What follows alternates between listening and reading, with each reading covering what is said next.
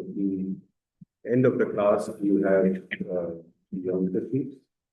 Some of you who took the midterm exam can take a look at your grade, and then you will also get the question paper for next week. So, do you have any questions? Your questions can come along because I'll just go through all the topics that we discussed. And one of the things that you must understand is that when you're thinking of methods,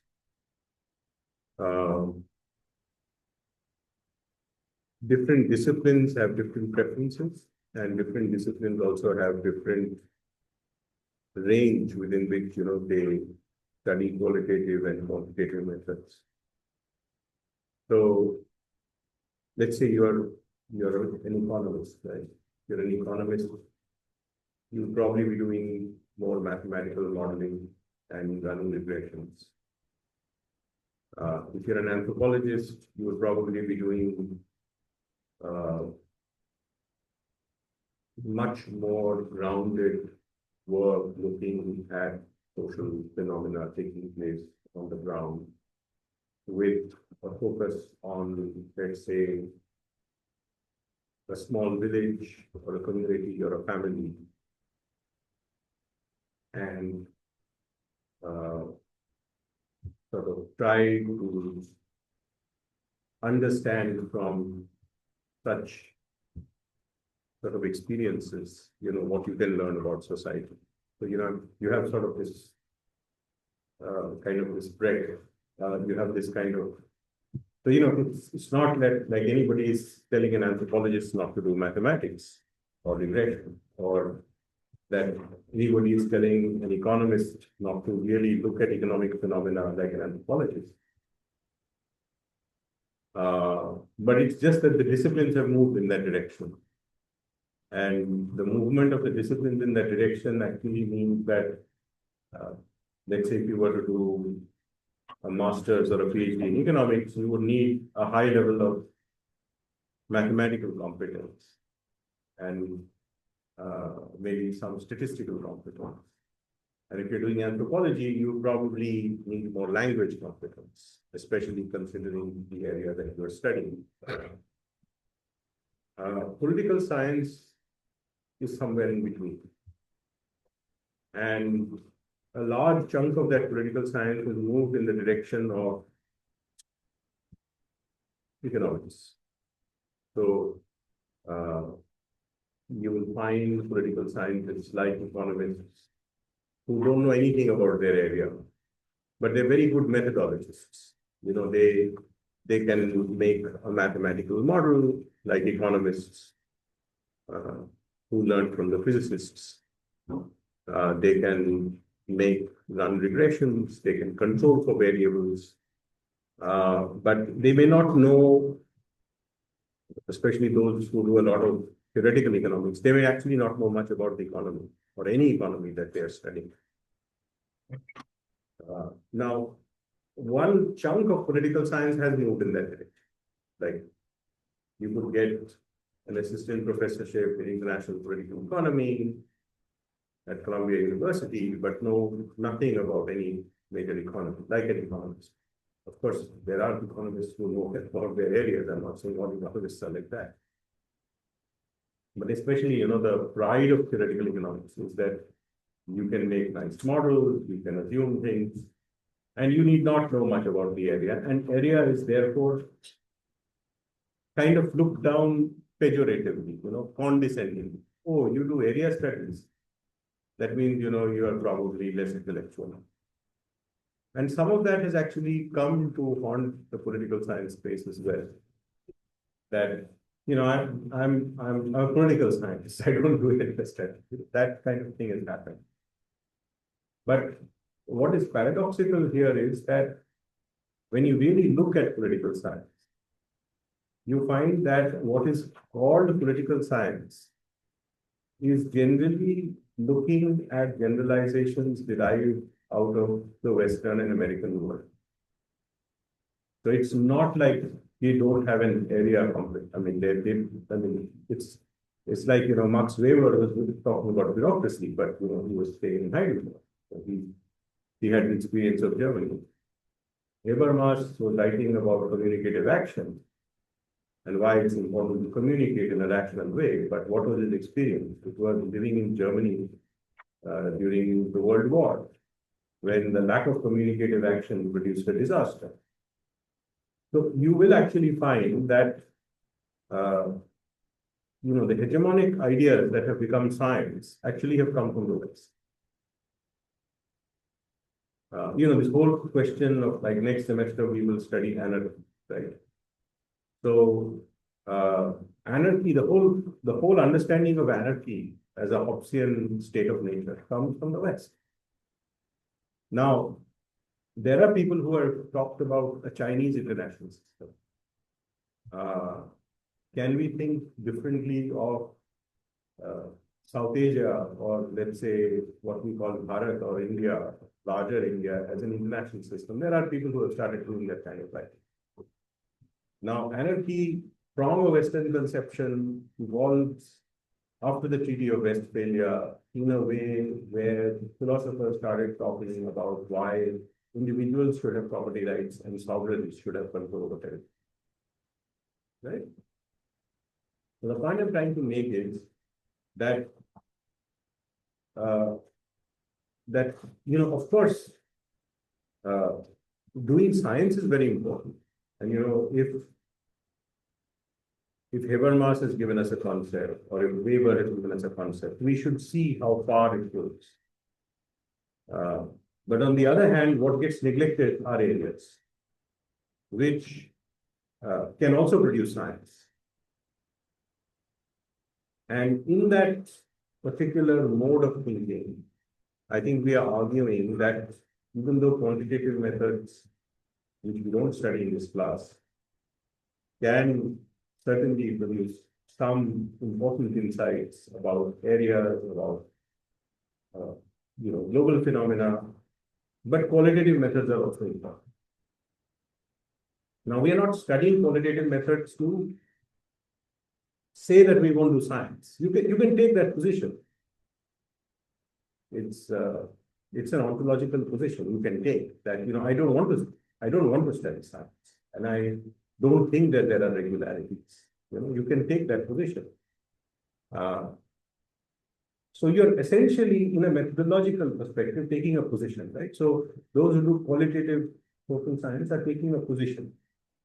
And here you are taking a position which, or let's say I am taking a position, and I'm trying to train you in that position, that you can actually do science, but do science in such a way that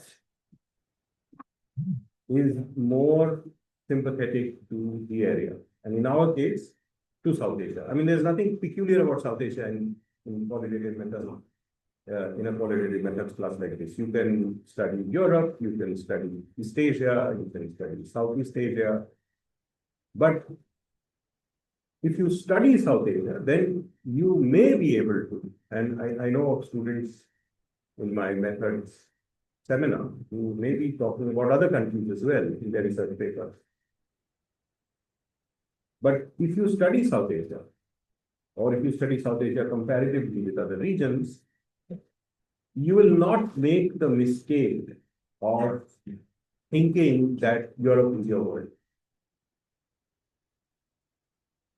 I mean, you can come to that conclusion that the European world is far more generalized. You can come to that conclusion. But the point is that, I mean, if you go to India, you can see that there is a kind of a political philosopher called Kautilya, who is a very important thinker. In fact, my department has produced a book on Kautilya. One can go much deeper into things. You can actually try to find out, you'll actually quickly see that the Indian Constitution does not follow the idea of a nation. I mean, the nation state is driven by religion, language. I mean, in India, you have diverse languages.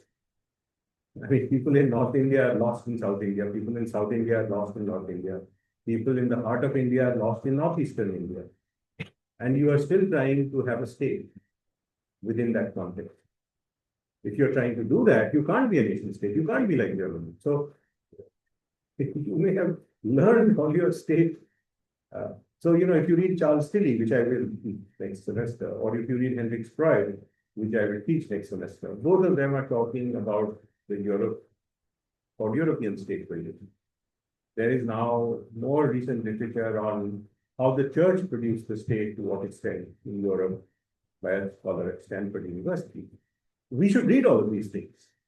But the question is, can we produce some kind of an understanding of this is not a plea to disengage, and there may be very important things that we learn from there. But clearly, you should be so. For example, in the area of state building, there is a book called State Nation, which was jointly co-authored by two American scholars and one Indian scholar, and Stephen Juan Linz and Yogen Yadav, where they actually concede the fact that India is not a nation state. And they create another name for it, which they call a state nation, because a nation state has a cultural identity. And Stephen, Linz, and Yadav say that India doesn't have that identity. And so they come to the conclusion that in India, first there was the constitution, and there was a certain kind of an understanding around the constitution, around which state building happened. And that you can say has produced an identity, which is the nation. There are others who will argue that India is not a state nation, it has a cultural identity. And that cultural identity is not Hindu or Muslim or Sikh or Jain or Tamil or Telugu, but a civilizational identity which goes far beyond this.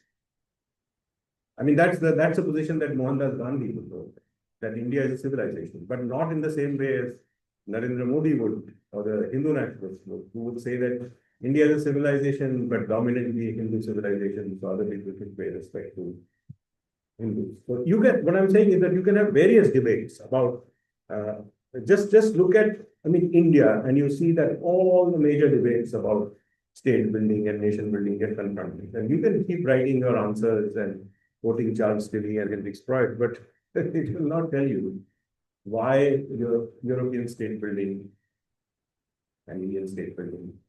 There is this whole idea that India was a region under the Mughal Empire, very prosperous region. And even before that, perhaps you will find in the writings of Kautilya that there was this idea of a Chakravarti ruler who would, none of these rulers really aspired anything beyond the subcontinent. So even in the Vedas, you have this understanding of from the Himalayas to the oceans. And if you look at the Mughals, who may have come from Uzbekistan, many people think that they were Mongols, but I think more. But they didn't go back to Uzbekistan. They stayed in the subcontinent.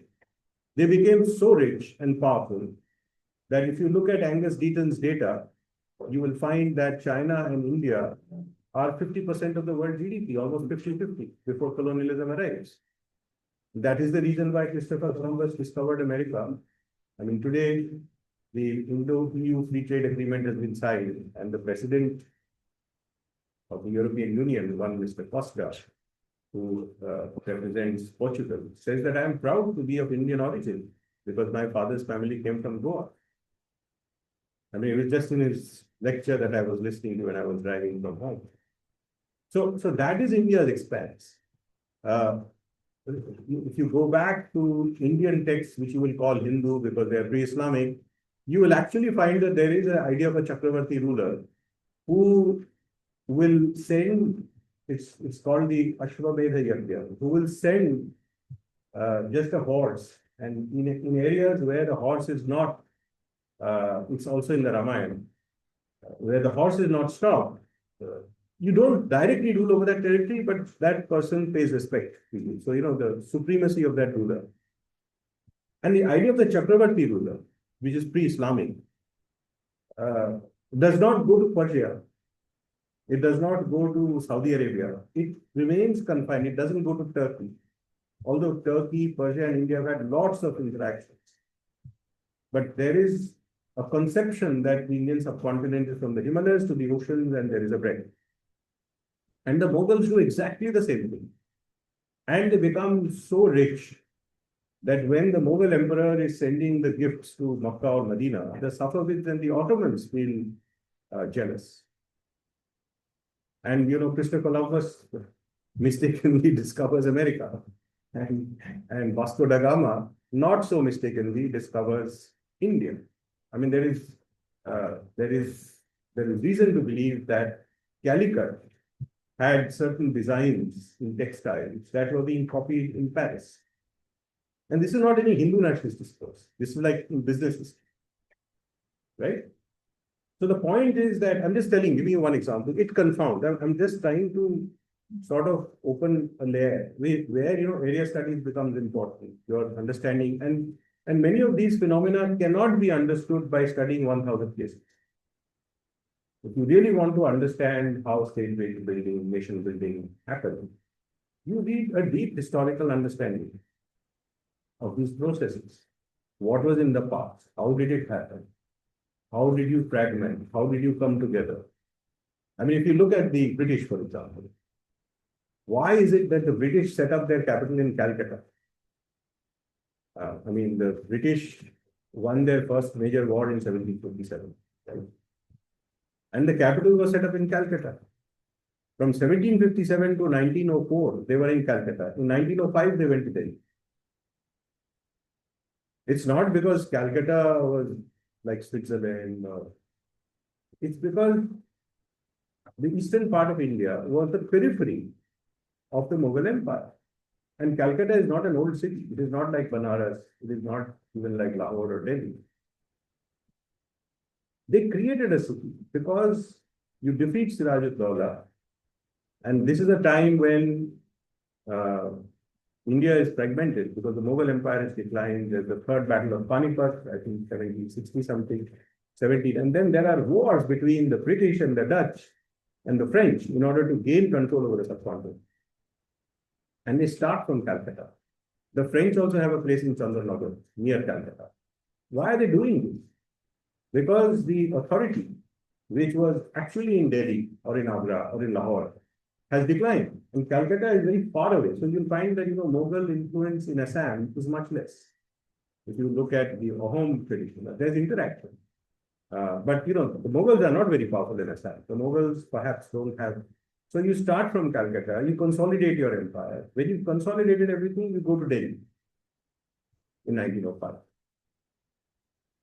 where, the Red Fort looks more spectacular than the Topkapi Palace in Istanbul. I mean, I've been to both the places. I mean, the only difference is that in the Topkapi Palace in Istanbul, a lot of the treasures still there. But Red Fort, the treasures have been taken away. They are mostly in London museums. So the point I'm trying to make is that there is a reason why you do qualitative research. And the qualitative research really is, I'm not saying that it is, I don't want to say something is superior or inferior, but there are things that you can do with qualitative research that you cannot do with quantitative. And the most important thing, even if you want to drive conjectures and hypotheses, often they have to be based. I mean, what will you run your regressions on? I mean, are you going to say that the dog produces a cat because you saw the dog first and the cat later? Or you will say that the mother dog produces the dog and the mother cat produces. Then you have to look at how, cats and dogs are being born, not about, their presence. So I think this is one of the things that, on the other hand, it is also important for us to understand that the methodological bias of this class is that we want to do systematic research. I am not taking the position that, we want to explore whether there is a connection between social phenomena, just like people explore. I mean, you can take another philosophical position and not go in that direction, but like a lot of scientists, we want to explore. we want to explore. Can we find the causes of democracy? Can we find the causes of autocratization? Can we actually see how democracy can be consolidated? Can we see why you don't get wars? Can you see why one hegemonic power doesn't come to rule the world like it almost once happened with the rise of Hitler, right? So again, that is also an ontological. Like, you want to do some things and you can do it with these things, but not by not looking at processes, not looking at how processes actually connect causes. And of course, the limitation there is that if you get into this act, even if you study one country, it can be a lot of work. If you study two countries, then you have to get into this understanding of what is it, how do you define your case, and things like that. So in a way, I just wanted to tell you that you must be aware of the kinds of biases we have, the kinds of things that we are trying to do. And I'm sure we are not perfect in every discussion. So, you have any questions? So that's the first thing. The second thing, which is in our philosophy of science lectures, is that we want to do science, but we also understand that science is not such a perfect thing. Like people say that, religion is obscurantism and scientists do rational stuff. And I think our presentation on science muddies that picture. Right?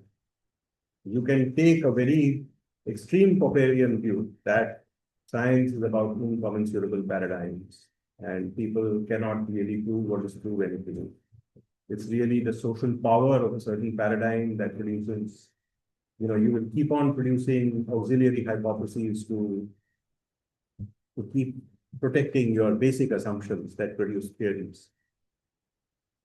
And this will keep happening. Then you can move to a milder sort of, not Popperian view, Kuhnian view. Popper is the rational guy. For Popper, you do an experiment, and after doing a couple of experiments, you find that the world doesn't work the way the scientist has said, then it's science, otherwise it's astrology. That's the difference between astrology and astronomy. But Thomas Kuhn, in the structure of scientific revolutions, actually makes science look much more sociological. That there is political power, there is, okay, the German Science Foundation will not fund you for this project because they want to put more funds into Europe. Or they will not fund this project because you are actually trying to produce a non-European worldview. I'm not saying that they will do it. They're a good science organization, but I'm saying this would be what Thomas Kuhn would say, right? That if you're just working on theories that promote the ideas of Barrington Moore and Samuel Huntington, then you will get funding. That's kind of the metaphor. But if you are actually trying to say that, look, India is not a nation, and it shouldn't even aspire to be a nation because it's something different, then why should we fund you? Because A, you have a very low per capita income. B, you have a traditional society. Of course, now things are changing. Today, India and Europe have signed a deal after Trump has given tariffs on both. I don't think the deal would have come if Trump had not given 50% tariffs to India and said that, we'll go and take Greenland. So this tells you that science is not as rational as it appears to be. It can be, and there are different views about it. So maybe you can move from a very incommensurable understanding of science, where Thomas Kuhn is saying that paradigms cannot be falsified because they cannot even be compared. We can't compare quantum mechanics with relativity. They are completely incomparable. They have these power structures which support them. Then he says, no, not. There can be partial commensurability. And then, there is Lakatosh, who is saying that there are not paradigms, but they are research programs. It's not as easy to sort of say no to something that is empirically not valid, but still you can have some kind of a rational approach. Because, if your research program can explain everything that earlier programs had explained, and there are novel facts that the earlier research programs could not explain, and your research program can do that, then there can be a way, not as rational as Karl Popper made it out to be, but not as irrational as Thomas Kuhn is making it out to be. So then the question is that the whole question of bringing power and sociology into science, and to what extent, becomes a very important debating point. I mean, this is not a philosophy of science class, but since we are doing science, we should be kind of aware of these. So at the root of this exercise, as I have said, if you are saying that we are doing qualitative work and we want to move in a certain direction, then, we need to think in terms of theories. And in a sense, we are looking at what scholars will call positivistic theories. A lot of people will not agree with the idea of positivism. But by positivistic theory means that you are really looking at something that can cause something.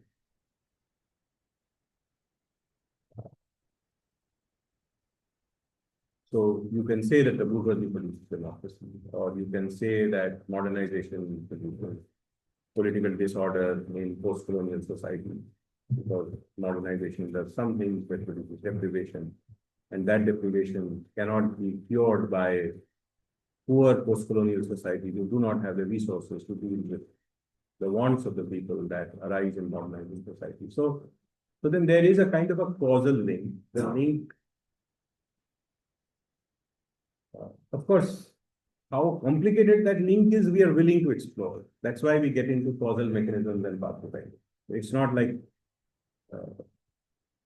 you will just say that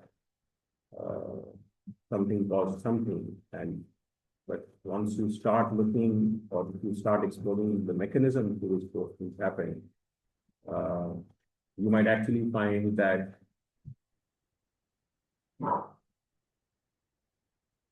various factors impact an outcome in different ways. And there may be arrows moving in different directions, but we are still looking at arrows. We are not saying that maybe certain aspects of something promote a certain dependent variable, but certain other aspects of something may not promote that dependent variable. But if you really go into causal pathways and paths, you can. So we are willing to complicate the matter. We are not basically saying that. Just saying that, like Robert Putnam said, that social capitalism is development by looking at Northern and Southern Italy, or somebody like Dux Wisner, who applied the idea to India and said that look at women in Rajasthan. Those women in Rajasthan who actually travel beyond their villages are also the women who are also using the right to information and asking for accountability from government to a greater extent than those who do not travel outside their village. There are these variables. It's important to find out what causes what. Does mental illness cause suicide? Or does individualism cause suicide? Now, one way of looking at it is just to look at the data and see what's happening. The other way to look at it is, how does mental illness cause suicide, or how does individualism cause suicide? I mean, we saw in the case of the Jewish population, you can say that modernization causes individualism, right? And modernization, if it causes individualism, it should cause suicide, right? So in order to have a difficult test, Durkheim looked at the Jewish population. Because the Jewish population was highly educated, very rich, scores very high on all the modernization variables, but it has elements of solidarity, which, according to his coding, surpassed, let's say, the Catholics of France and Britain. And then he actually found that the Jewish population does not commit suicides. So now then you can see that in the Jewish population, you will have two propensities. One propensity is the modernizing propensity, which might produce individualism. The other thing is their cultural value. So you will actually find that Jewish people are very family oriented. They have lots of networks. They invite a lot of people to their marriages. A lot of the things that you see in traditional South Asian households, you'll actually find in the Jewish population, even in very modern settings where under conditions of modernization, rituals have been given up, things have been simplified. You don't make a fuss of things like marriage or family reunions. But then what is Durkheim exploring? Durkheim is exploring. He wants to have a tough case. So he's actually taking a very solid case of a solidary community, which, case study researchers call as a tough case, which will be very difficult for him to show. That means it is easy for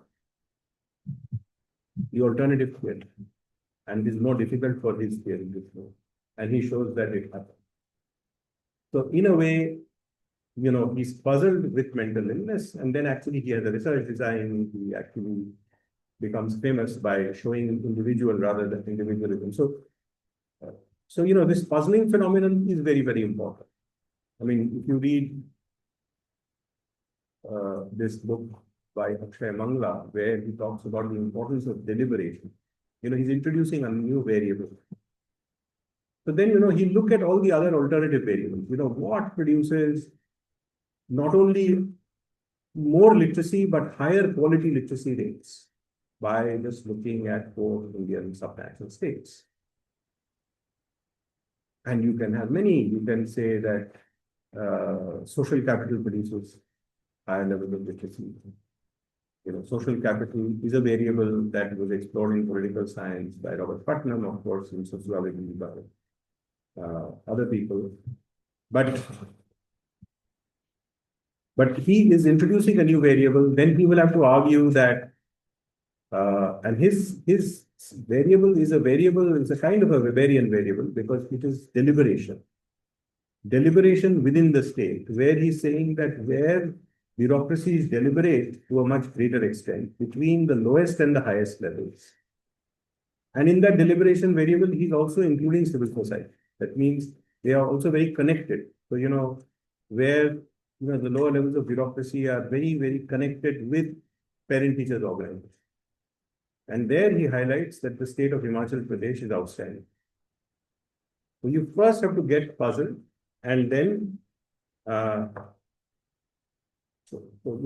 literacy promotion, I can take the work of, let's say, the great American political scientist Myron Wiener, Child and the State in India. His puzzle is that why does a country like India have such low levels of literacy? I mean, when he was writing this book in the 1980s, published in 1990, India had a very poor literacy rate.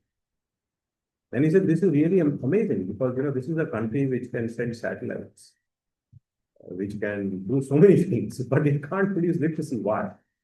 And his argument was that this has got something to do with values deeply embedded within the Indian state. And he's drawing those values from the caste orientation of Hinduism, which deeply pervades the Indian state.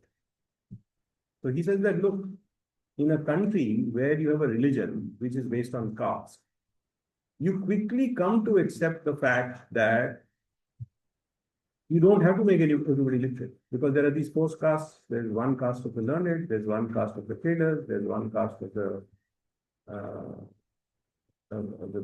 bureaucrats and the rulers, the traders, and then there are these workers. So why should workers learn the scriptures? Each can keep them. So he says that, this whole idea is so deeply penetrated into the Indian state that they never gave it so much importance. So India has excellent Indian institutes of technology. Now you have the ISER, Indian Institute of Scientific, Scientific and Education. And Education Research. Then you have the regional engineering colleges.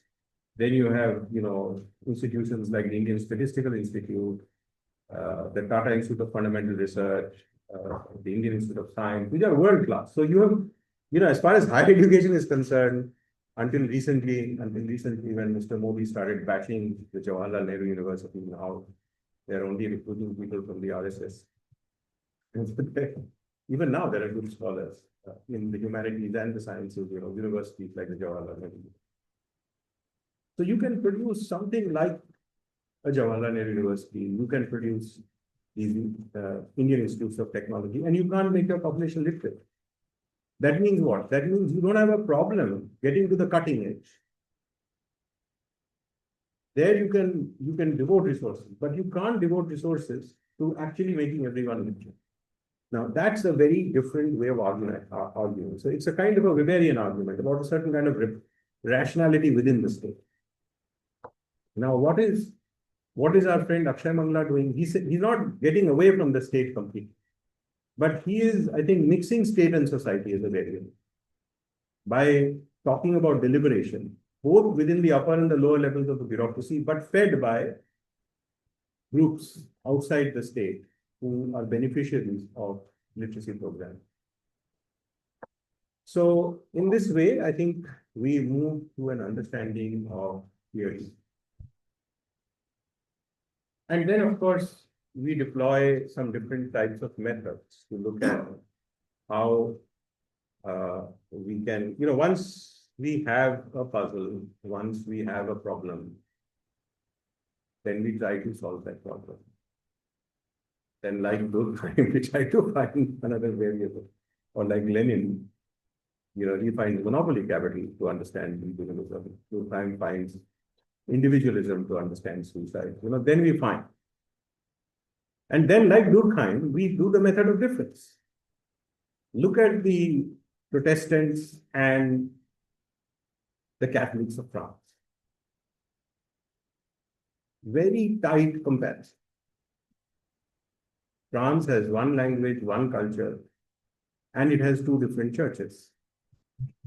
And that cultural orientation produces individualism for them. That's the method of difference. Or take Protestants and Catholics in Germany. Tight comparison, method of difference. Or go with Atul Kohli's state and poverty in India. Take these states in the 1970s at a time when land reforms were happening. Why does West Bengal outperform Karnataka and Uttar Pradesh? Method of difference. Now, you'll see that if you read King, Cohen and Verba, you'll find that Atul Kohli is quoted many, many, many times in that book, even though he has written a book on India and talking about these things. You will read many books which talk about India that are not cited. You will find many books which talk about one or two Indian states that are not cited. But the reason why King, Cohen and Verba cite this book is because they are really impressed by his case selection. And King, Cohen and Verba was probably published in 1994, whereas his book was published in 1987. So he had intuitively thought, when people were trying to really look at King, Cohen and Verba, this is an exercise to systematize qualitative research. So when I went to Columbia University as a PhD student, in the early years, the book was not yet published. I think it was 1994 or 1993. But it was about to be published. So the chapters of the book were distributed for us to read. And then, of course, after the book was published, there was also a debate, which I do not enter in this class, which is that are King, Cohen and Verba trying to argue that qualitative social science can look almost like regression analysis? Are they actually drawing it too close to quantitative methods? There's a book by Brady, which is a discussion on the King, Cohen and Verba. It's an edited book where they actually problematize King, Cohen and Verba. But if you look at King, Cohen and Verba, they are making the argument that there is something, They're making all the genuine arguments about qualitative research. But in some places, they also do a little bit of mathematics to show, various things that you will find in causality, in quantitative research. So the method of difference actually comes closer to regression analysis. Because in regression analysis, what people are doing is they are controlling for various variables. And for a large number of cases, they are varying their variables. And largely, they're varying their independent variables. And then they are seeing that if monopoly capitalism causes imperialism, can I run a large N? I mean, Lenin actually does exactly that. If you think about it, Lenin was doing almost a method of difference. When was it published? In 1915 or something like that. And that's why you will find Lenin is cited by positivist scholars of international relations. Like if you read The Theory of International Politics by Kenneth Waltz, he talks a lot about Lenin, although he disagrees with Lenin for different levels of analysis. Because there is something interesting about Lenin. He has been able to find this independent variable in monopoly capital. And then he's looking at Britain, France, and Germany, 3 European countries. He's not looking at one country in Latin America. He's looking at 3 European countries, and he's saying that my independent variable is the level of monopoly capital. And what happens to my dependent variable? Imperialism. The more monopoly capital a country has, the bigger is the size of its empire. It's a brilliant idea. Operationalized independent variable, operationalized dependent variable, short covariations, but he's not running a regression. He actually gives you data. He actually tells you that these are the number of bank branches in Africa and Asia that Britain has. These are the numbers that France has. These are the numbers that Germany has. But Germany is number 3 on territory. It's number 3 on financialization. France is number 2 on territory, and it's number 2 on financialization. UK is number 1 on financialization, marriage of finance capital and industrial capital, and it is number 1 on territory. So the method of agreement is actually an interesting way to go. But then we know that in the social world, you really can't conduct very good. I mean, that's the reason why in my book, Globalization and Deregulation, I compared the balance of payments crisis of 1966 with the balance of payments crisis of 1991. Why? Not because any comparison can be perfect, because you can't run a frictionless surface, right? In the social sciences, you can't make those assumptions that everything else is the same. But you can approximate similarity. And when you approximate similarity, then you can say it's the same country, the same constitution, nothing major has happened. And in 1966, when the state was averse to globalization, they took the pressure from the Washington Consensus and actually became more autarkic. But in 1991, when the state was already much more convinced that it was globalized and it was faced with internal sort of resistance, it made use of the balance of payments crisis to produce heterodox reforms, which means that unlike Pakistan, India didn't do exactly what the IMF and the World Bank wanted. Countries like Pakistan and Argentina, by following those prescriptions, have landed themselves in deep economic trouble.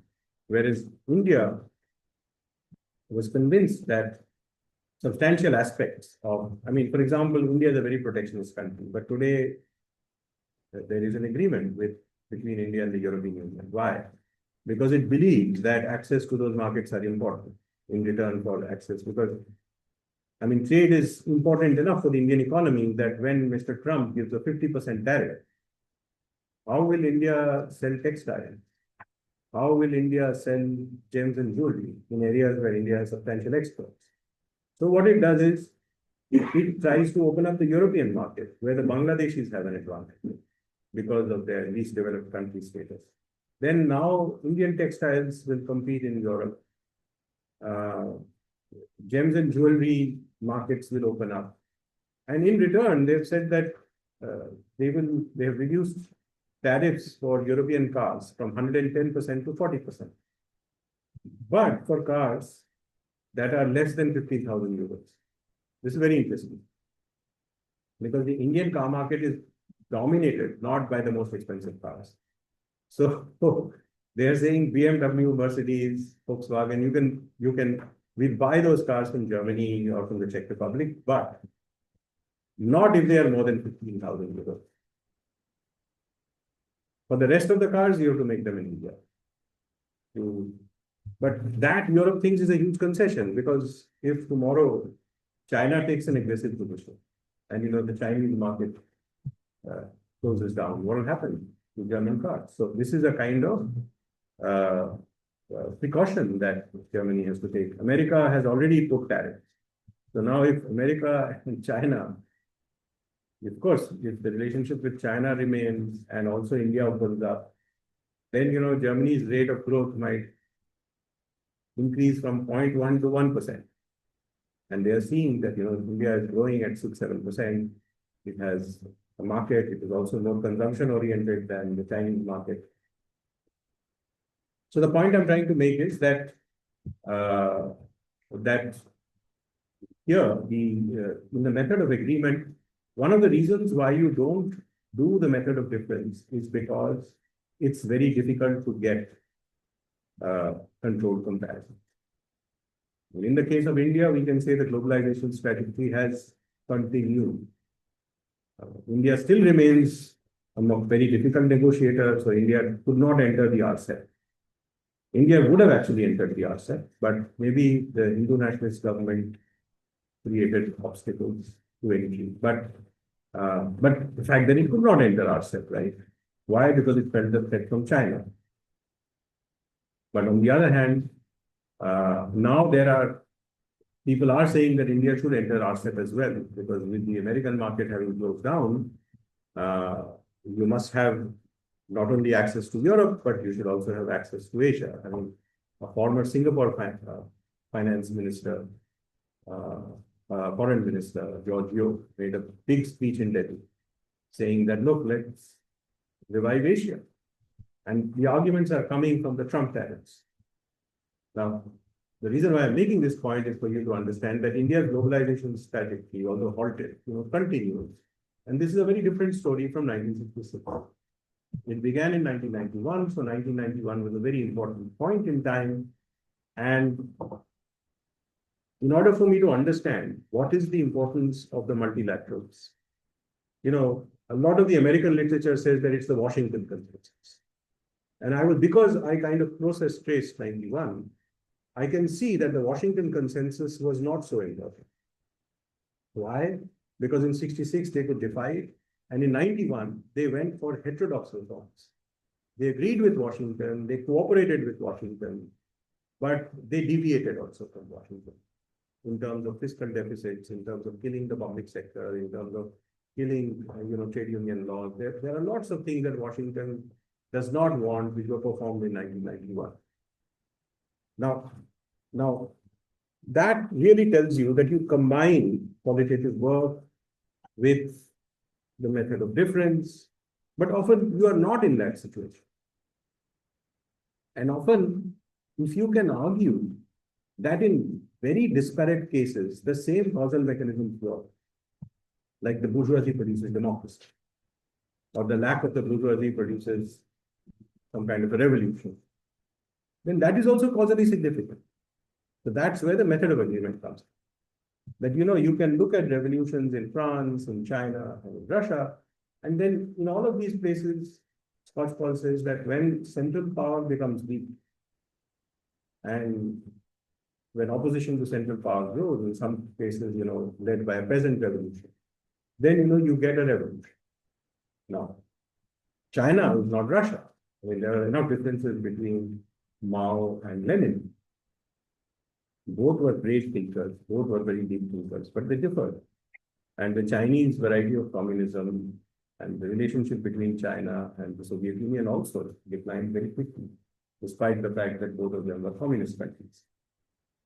But both had revolutions.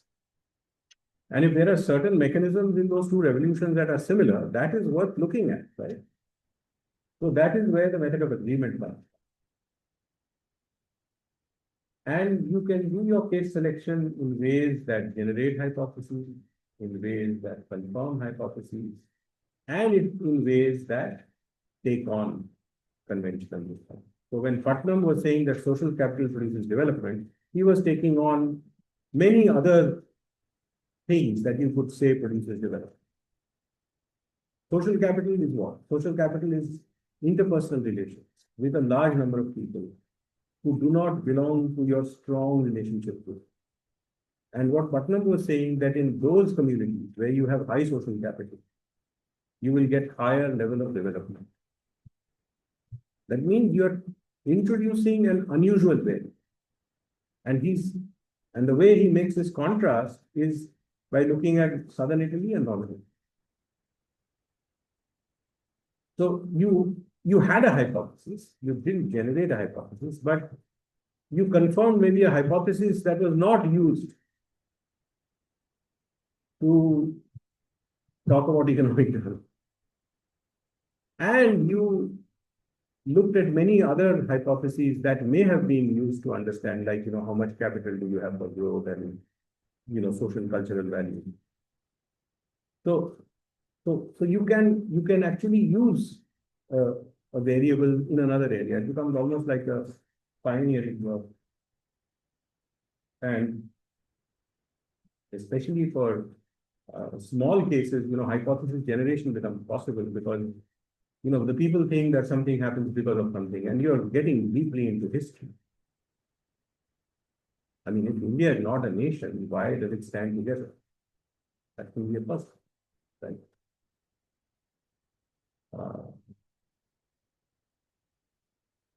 If it didn't have a big bureaucracy, bourgeoisie, why did it become a democracy? That can be a puzzle. When small middle class, large number of poor people, and yet, the military has never come to power, peaceful change of power after elections. I know that democratic credentials are declining, and I'm writing about it, but you still cannot say that India is not a democracy. India is probably still more democratic than Pakistan, and certainly more democratic than Bangladesh. Although India is approaching the Pakistan level, now the difference between Pakistan, they almost become the same. But you still won't say that India is not a democracy, right?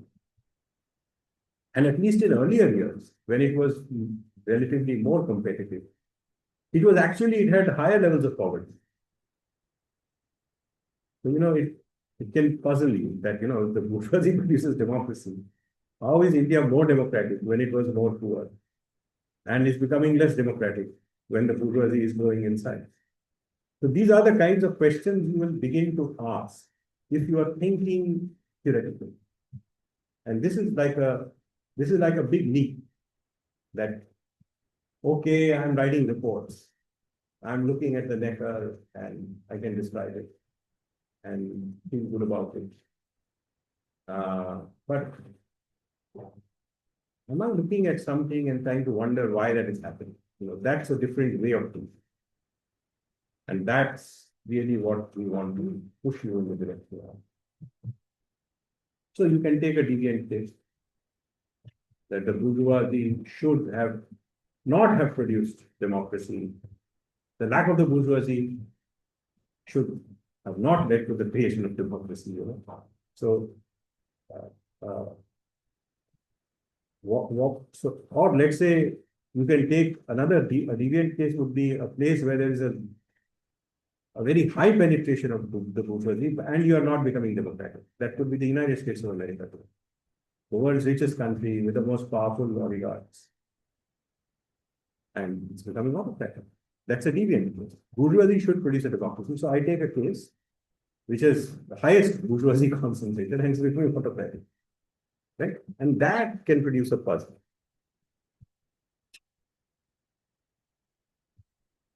So we have discussed causal mechanisms at length, because many a time you will find that you need to study how something really happens. So how does the bourgeoisie produce democracy?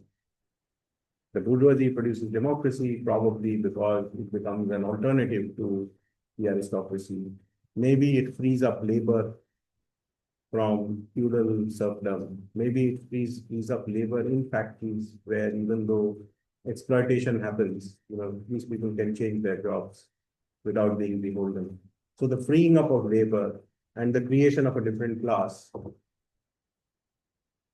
can probably, so if you read Barrington Moore, you'll actually find that there are steps in that historical argument. And so you can use those steps. So then you will also see, and I've discussed many of the criticisms to Barrington Moore, right? Which I am even talking about now, that there can be bourgeoisie and there was no democracy, or democracy happened more because of elite interests, which could have been the case in India. I mean, people like Nehru and Gandhi believed that India should be a democracy. Perhaps if Muhammad Ali Jinnah had lived, Pakistan may have moved in a different direction, because he was modern, secular. So you can do these things, and especially you can test, you can confirm, you can look at causal mechanisms mean that there is a mechanism in place, like modernization produces political disorder. So you can test. Modernization will produce higher levels of literacy, will lead you to a nuclear family, and will give you access to mass communication.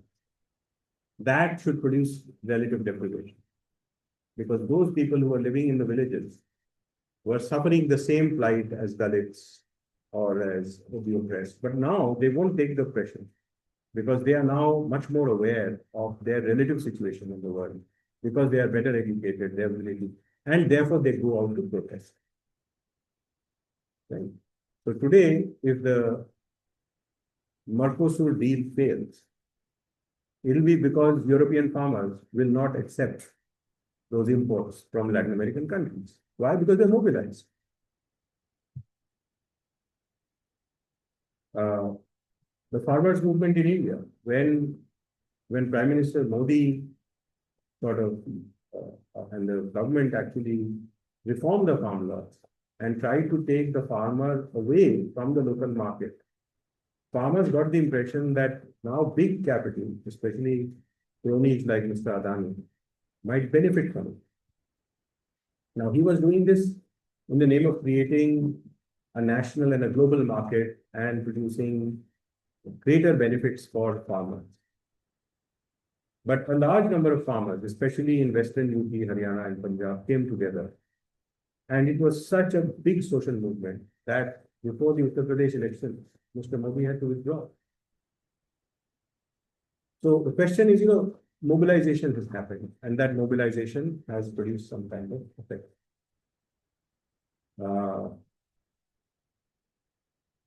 You might just want to explain an outcome, something very interesting happened, like suicide, or like war, or like why did a country like Bangladesh, for which there was supposed to be no future, become the second or the third largest textile exporter in the world? How could it happen? One of my former students, Mantafizur Rahman, has actually defended a thesis, and it's a book. It's interesting, right? When Bangladesh became independent, everybody thought that it had no chance. And today, its human development indicators are probably better than Pakistan and India. So how did this happen? So you can be excited that this was a poor backwater of Pakistan, from where very few bureaucrats came, from where very few army personnel came, which was largely being exploited economically by West Pakistan, and where everybody thought that it was a basket case in material. So then, what are the pitfalls? I think first pitfall is that when you are doing a research design, you should see whether or not there is an omitted value. But you think that India's literacy has got to do with how the state thinks, in a kind of casteist way. But actually, the omitted variable was deliberation, right? You didn't look at deliberation. Or it could be omitted variable was social capital. So then what you do is when somebody shows you a research design, or when you're reading a social science book, you look at how well has the scholar dealt with alternative explanation. How well has the scholar, she or he, controlled for these alternative explanations or accounted for them? And has she or he taken all the important causal factors that can produce the result?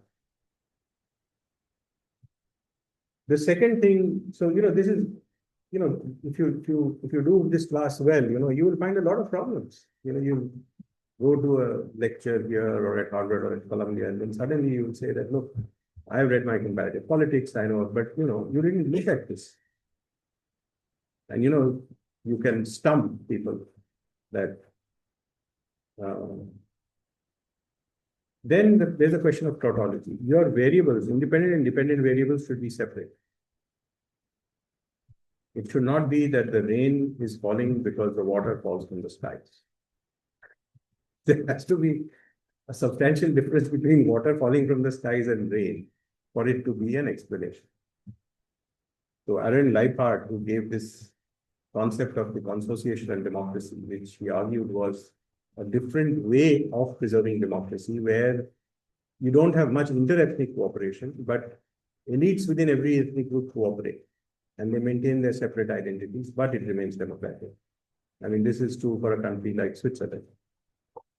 People can say that it is true for a country like Malaysia. And then he argued that it is also true for a country like India in a famous piece.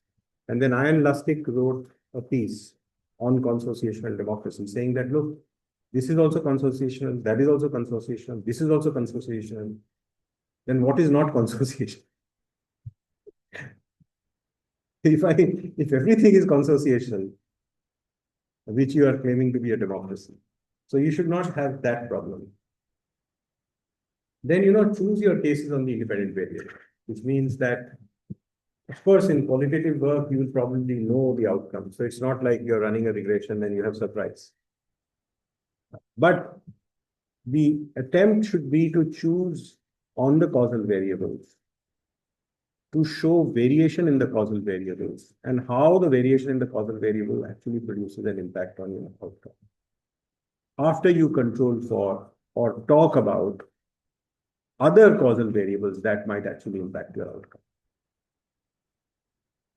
And the third thing is parsing, that you're doing qualitative research, but this is a very difficult demand, that even though Lenin would have known a lot about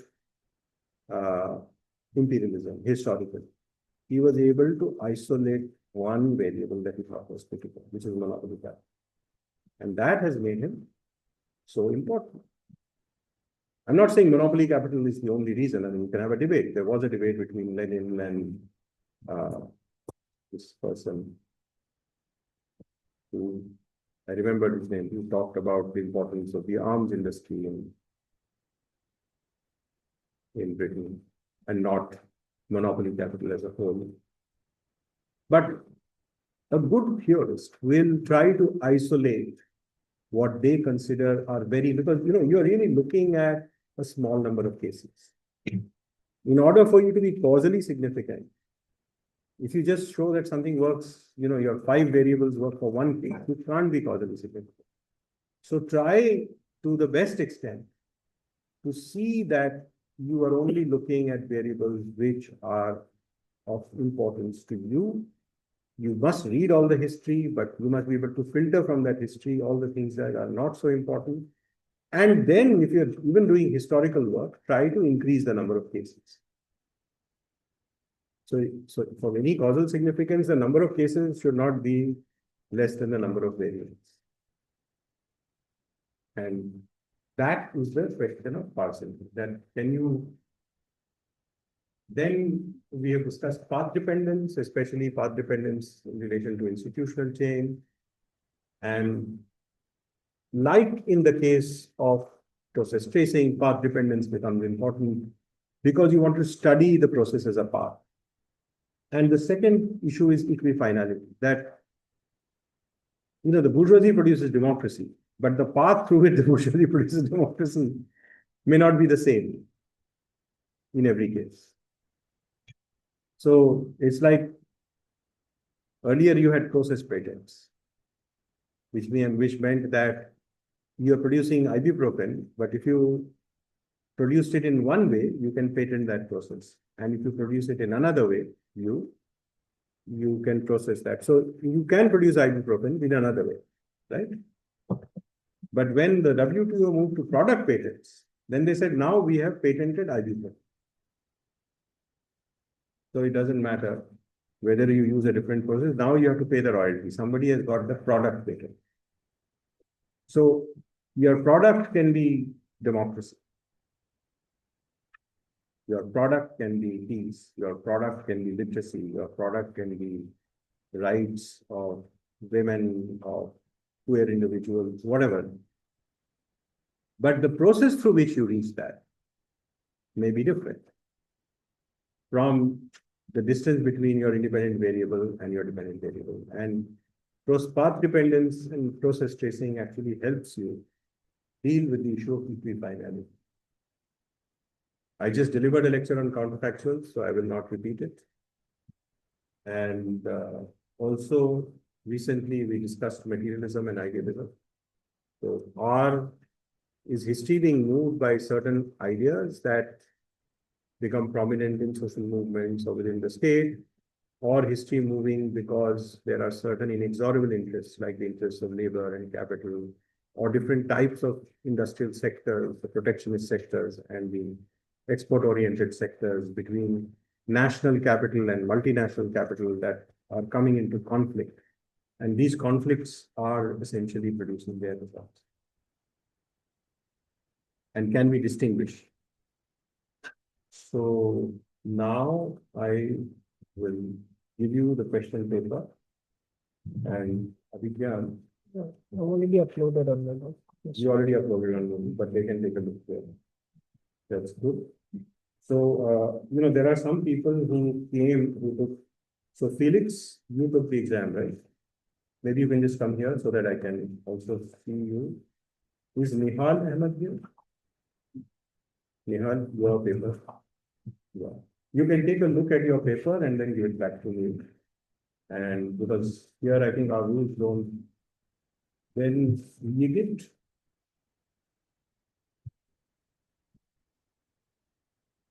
Gaurav Bisaria, not here today. When, how? When, how? Then we have Bartoser. Bartoser is not here. Muhammad. Then Saqib, not here today. Then Masoodul Islam Khan. Kainat Akhtar is not here today. Suraj.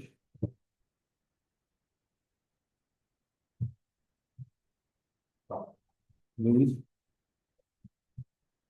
Heinrich.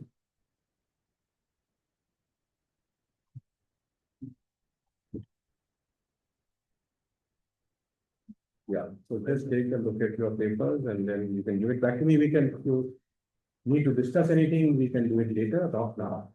But this is just for you to have an understanding of how your exam went. So I think there are about 13 or 14 students who took the midterm exam. And HICO says that there are 24 students in this class. I don't know ultimately how many there are. I think in the next class, you will be able to see. So now, did I call your name? No. So now the thing is that in the next class, we will have this exam. And in the exam, basically, bachelor students will answer 2 questions and master students will answer 3.